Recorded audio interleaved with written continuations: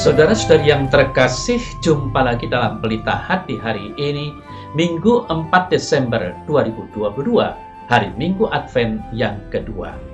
Bersama saya Romo Thomas Suratno SC dari Paroki Cilandak, Jakarta Selatan, mendengar dan merenungkan sabda Tuhan, yakni firman Tuhan yang tersurat dalam Injil Matius, bab atau pasal 3, ayat 1 sampai dengan ayat 12.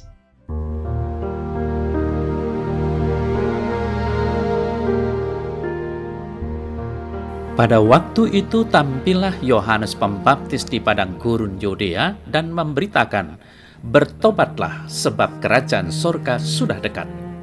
Sesungguhnya dialah yang dimaksudkan Nabi Yesaya ketika ia berkata, "Ada suara orang yang berseru-seru di padang gurun, persiapkanlah jalan untuk Tuhan, luruskanlah jalan baginya."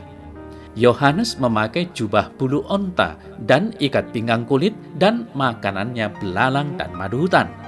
Maka datanglah kepadanya penduduk dari Yerusalem, dari seluruh Yudea, dan dari seluruh daerah sekitar Yordan. Lalu sambil mengaku dosanya, mereka dibaptis oleh Yohanes di sungai Yordan. Tetapi waktu ia melihat banyak orang Farisi dan orang Saduki untuk datang dibaptis, berkatalah ia kepada mereka, "Hai kamu keturunan ular beludak, siapakah yang mengatakan kepada kamu bahwa kamu dapat melarikan diri dari murka yang akan datang? Jadi hasilkanlah buah yang sesuai dengan pertobatan. Dan janganlah mengira bahwa kamu dapat berkata dalam hatimu, Abraham adalah bapa kami. Karena aku berkata kepadamu, Allah dapat menjadikan anak-anak bagi Abraham dari batu-batu ini. Kapak sudah tersedia pada akar pohon, dan setiap pohon yang tidak menghasilkan buah yang baik pasti ditebang dan dibuang ke dalam api. Aku membaptis kamu dengan air sebagai tanda pertobatan, tetapi ia yang datang kemudian daripadaku lebih berkuasa daripadaku, dan aku tidak layak melepaskan kasutnya. Ia akan membaptiskan kamu dengan Roh Kudus dan dengan api. Alat penampi sudah di tangannya.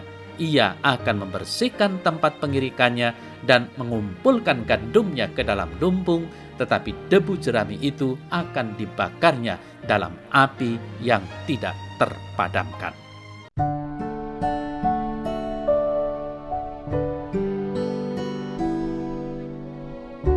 Saudara-saudari yang terkasih, kalau kita minggu ini merayakan Ekaristi di gereja, pastilah kita akan mendengarkan pewartaan atau seruan dua orang nabi. Nabi Yesaya di dalam bacaan pertama, dan Yohanes Pembaptis di dalam Injil. Nabi Yesaya memberikan gambaran akan sebuah tunas sampai kepada buahnya, yaitu seseorang yang akan mengadili dunia dengan keadilan yang menghasilkan damai sejahtera. Semua yang bermusuhan jadi berteman, berdampingan satu sama lain tanpa saling bertengkar. Serigala dan domba, macan tutul dan kambing, anak lembu dan anak singa, lembu dan beruang, anak kecil dan ular tedung, dan semua itu tenang-tenang saja. Yang ada hanya ada damai. Lalu bagaimana kita mengartikan semuanya ini? Walaupun yang disebut di sana adalah berbagai binatang yang secara tradisional bermusuhan satu sama lain, tapi gambaran itu pun dapat mewakili kita manusia. Bukankah di dunia ini kita mengenal adanya kelompok-kelompok yang secara tradisional bermusuhan? Korea Utara dan Korea Selatan, Tiongkok dan Taiwan, India dan Pakistan, Serbia dan Kroasia, Myanmar dan Rohingya. Dan tak usah jauh-jauh, hiruk-pikuk politik di negeri ini sudah cukup membuat kita melihat adanya kelompok-kelompok yang tidak sejalan, yang dengan susupan segelintir orang konon berpotensi menyulut perpecahan dan pertikaian. Miris mendengarnya, tapi inilah realita. Saudara-saudari yang terkasih, bukankah juga realita bahwa pertikaian bukan hanya monopoli kelompok masyarakat dan bangsa, tetapi juga bisa terjadi di dalam keluarga?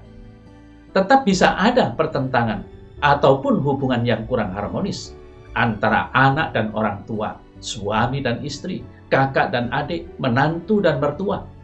Justru keadaan ini membuka mata hati kita akan relevannya pesan sabda Tuhan hari ini, bahwa di masa Advent ini kita diajak menumbuhkan pengharapan akan kedatangan Sang Mesias yang sanggup memberikan kedamaian itu kepada semua umat manusia, termasuk yang tadinya bermusuhan ataupun yang kurang harmonis.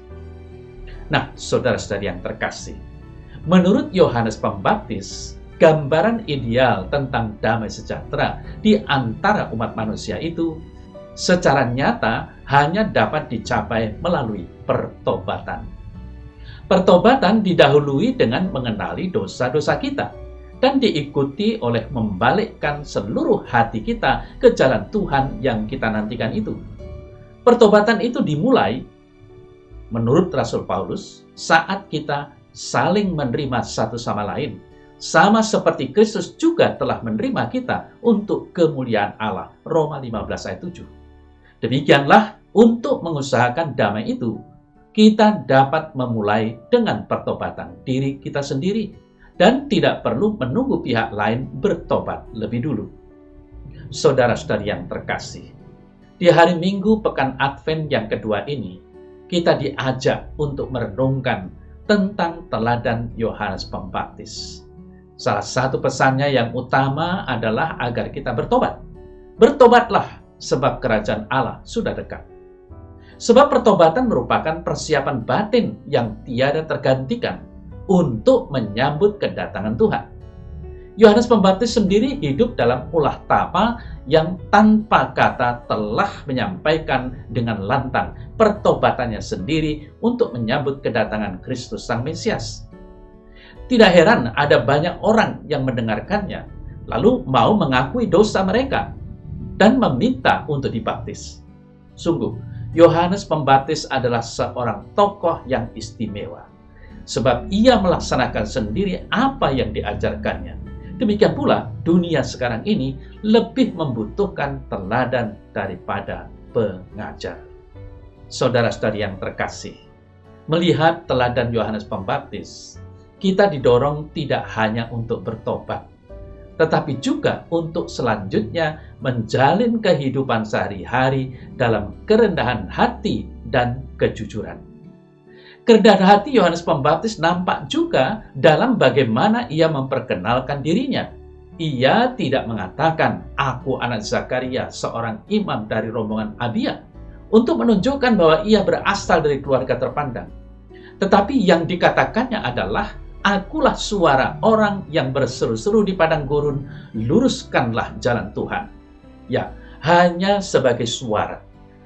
Lagi dikatakannya, "Aku membaptis kamu dengan air, tetapi ia yang datang kemudian daripadaku lebih berkuasa daripadaku, dan aku tidak layak melepas kasutnya." Ini adalah sebuah tindakan paling sederhana yang umumnya dilakukan seorang hamba. Ia pun hidup dalam kemiskinan dan mati raga demi melaksanakan misinya sebagai perintis bagi Kristus. Ia membiarkan murid-muridnya pergi menjadi murid-murid Kristus. Semboyannya adalah agar Kristus semakin besar dan dirinya sendiri menjadi semakin kecil.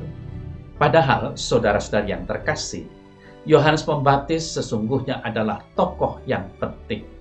Sebab padanya terangkum dua peran sekaligus, yaitu sebagai nabi terakhir dalam Perjanjian Lama dan sebagai nabi pertama yang merintis kedatangan Yesus dalam Perjanjian Baru. Bahkan Tuhan Yesus pun mengakui keistimewaan Yohanes Pembaptis. Namun demikian, Yohanes tetap tinggal dalam kerendahan hati dan kejujuran untuk menyatakan jati dirinya. "Aku bukan Mesias." Demikian jawabnya ketika beberapa imam bertanya kepadanya. Kejujuran dan keteguhannya untuk menyatakan apa yang benar dan apa yang salah, bahkan akhirnya menggiringnya sampai kepada kematiannya. Saudara-saudari yang terkasih, mengingat seruan ajakan Yohanes Pembaptis, "Bertobatlah," bagi kita, umat Katolik, Hal itu dinyatakan dengan mengaku dosa dalam sakramen tobat atau rekonsiliasi yang didahului oleh pemeriksaan batin yang memadai. Dengan menerima sakramen tobat, kita menerima rahmat pengampunan dari Tuhan dan kita dipulihkan ke keadaan semula saat kita menerima ketujuh karunia Roh Kudus melalui sakramen baptisan dan sakramen penguatan. Kita kembali diteguhkan dalam karunia Roh Tuhan, yaitu roh hikmat, pengertian, nasihat, keperkasaan, pengenalan akan Allah, takut akan Tuhan, dan kesalehan, yaitu yang kesenangannya adalah takut akan Tuhan. Pastilah bertobat sangat berhubungan erat dengan sikap rendah hati.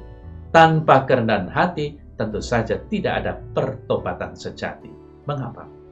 Karena saudara-saudari yang terkasih, hanya jika kita memiliki kerendahan hati seorang hamba, kita tidak mengandalkan kekuatan kita sendiri. Hal itu menunjukkan bahwa kita mengandalkan Allah yang telah memberikan perkataan sabdanya sebagaimana tertulis dalam kitab suci untuk memberi kekuatan, ketekunan, dan penghiburan kepada kita. Kita dipanggil untuk bertobat dengan tekun, membina hidup dalam perdamaian dengan semua orang. Panggilan tersebut mengambil rupa bahkan dalam bentuk-bentuk sederhana, seperti memulai dengan senyuman, lebih dulu menyapa, tidak mudah terprovokasi ataupun memprovokasi, tidak meneruskan informasi yang menyurut emosi, melainkan menyampaikan informasi yang membangun pengertian dan cinta kasih, tidak enggan berdialog, termasuk dengan pihak yang sedang tidak sepikiran dengan kita, dan sebagainya.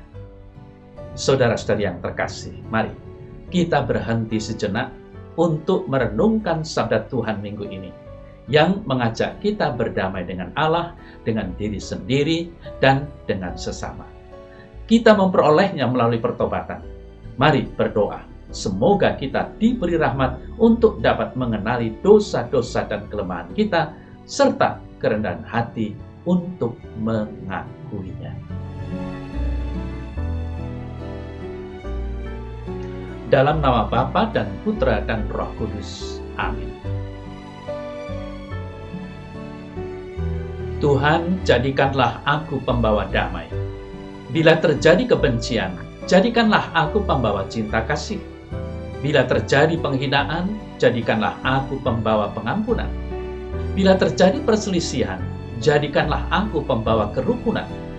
Bila terjadi kebimbangan, jadikanlah aku pembawa kepastian. Bila terjadi kesesatan, jadikanlah aku pembawa kebenaran. Bila terjadi kecemasan, jadikanlah aku pembawa pengharapan. Bila terjadi kesedihan, jadikanlah aku sumber kegembiraan. Bila terjadi kegelapan, jadikanlah aku pembawa terang. Tuhan, semoga aku ingin menghibur daripada dihibur, memahami daripada dipahami, mencintai daripada dicintai. Sebab dengan memberi aku menerima, dengan mengampuni aku diampuni, dengan mati suci aku bangkit lagi untuk hidup selama-lamanya. Amin. Semoga Allah yang Maha Kuasa memberkati saudara sekalian, Bapa dan Putra dan Roh Kudus. Amin.